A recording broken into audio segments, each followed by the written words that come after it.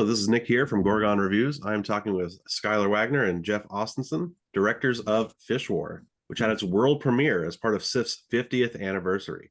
Fish War is a documentary about Washington history, specifically when a federal judge upheld indigenous fishing rights in the state a few decades ago.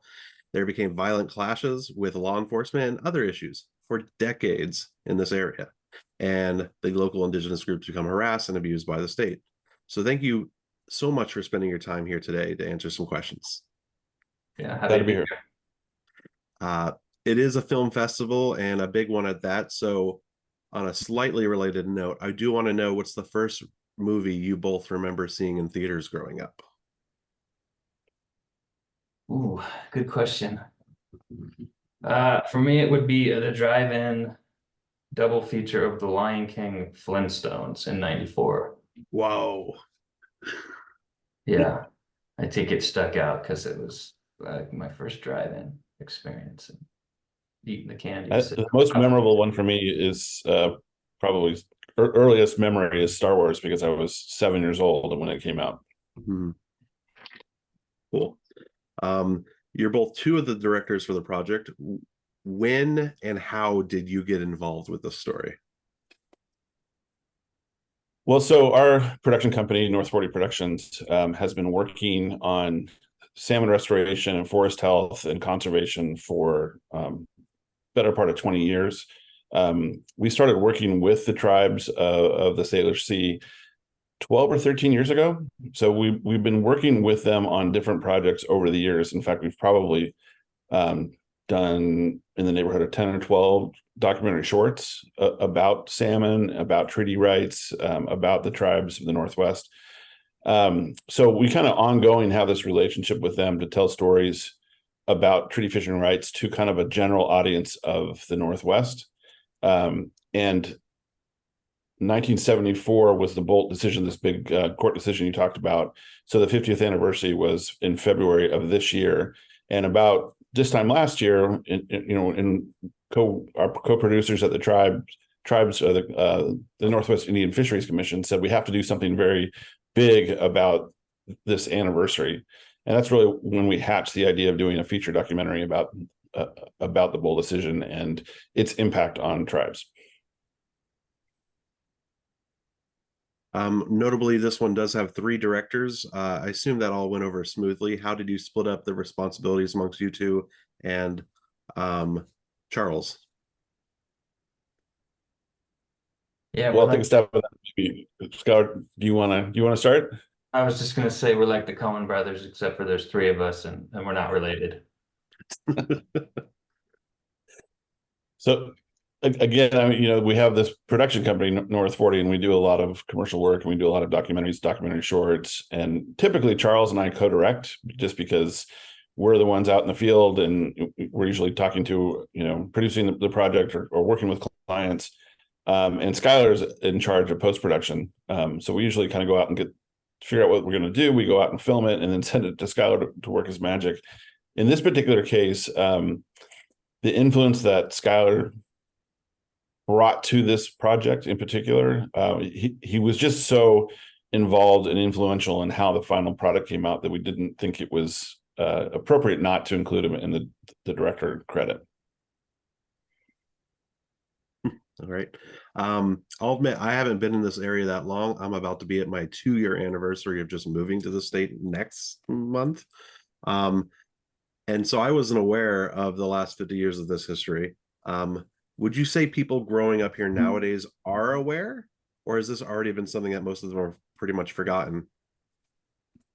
Well, I grew up in Washington State. I, lived here my entire life of 53 years. I went to school, went to college in the Tacoma area.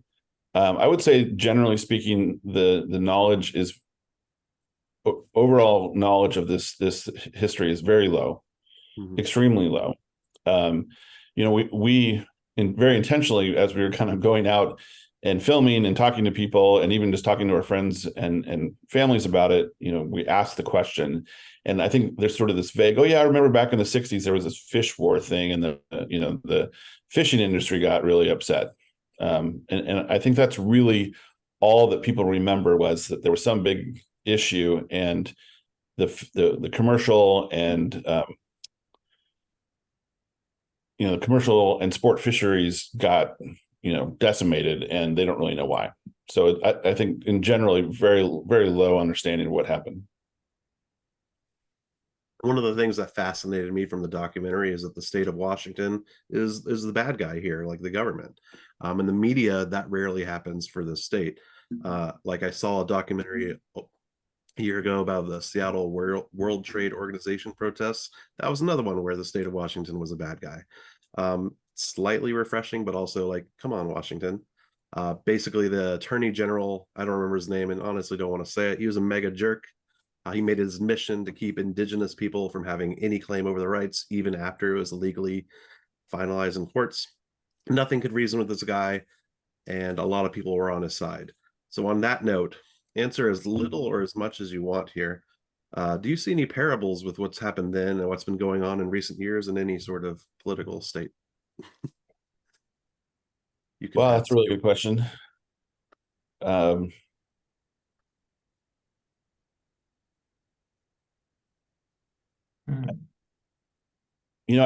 It's hard to make comparisons today because the world is so dramatically different. I think that what the Attorney General of the state of Washington back then, and oddly, the tribes are very frustrated with him. I mean, he is deceased now, and he later became the state senator, in Washington D.C. for 25 years. Honestly, he was very well respected as a conservative, and I think he had just this one strong bent that no one group should have more rights than anybody else. And I mean, I think on both sides he got a lot of respect as a politician, but he definitely had this very specific bent on it. And I think it's also super important to understand just how significant the fishing industry was in Washington State between 1900 and 1974. It was substantial, I mean, billions and billions of dollars. So it was really hard for him and for all these people who'd made their livelihood give that up, even though federal law dictated that happen. So I don't think they were.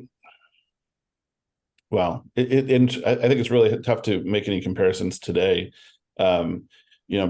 because I think, Washington has a reputation for being a very progressive state, at least on the west side, and maybe it seems a little bit at odds to these events from back then.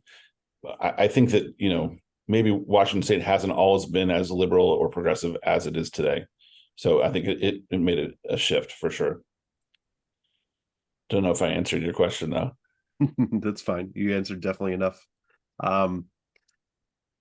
Obviously you've been working with these groups for a while, but for both of you, what would you say is the most shocking fact you learned about these events while putting this project together?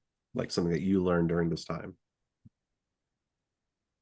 I would say the fact that the state was taking away their nets and their tools for fishing, and it was essentially trying to starve them out.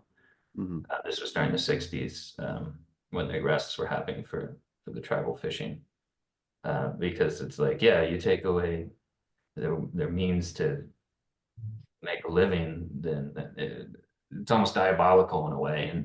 And Willie talked a bit in the movie about how their bails were set so high they couldn't get people out of jail. And what's not mentioned in the movie was how a lot of people came to aid and pay the bails for some of the tribal people so that they could go back to, their families. That was probably one of the more shocking things that I learned about.